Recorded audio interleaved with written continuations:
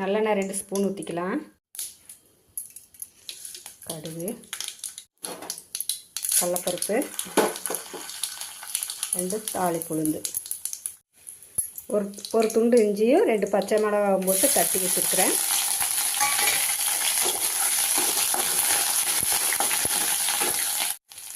ரெண்டு காஞ்ச மிளகாய், கொஞ்சோண்டு கருவேப்பிலை,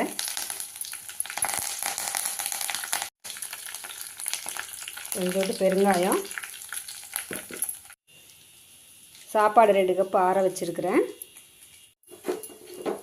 சாப்பாட்டுக்கு தேவையான மஞ்சள்தூள், சாப்பாட்டுக்கு தேவையான அளவு உப்பு, சால்ட் உப்பு. இப்போது அடுப்பு ஆஃப் பண்ணிவிட்டு ஒரு 2 ஸ்பூனு லெமன் ஜூஸ். இப்போது சாப்பாட்டை போட்டு அளவை கலக்கிக்கலாம். சாப்பிடும்போது இப்படியே அப்பளத்தை நறுக்கி போட்டு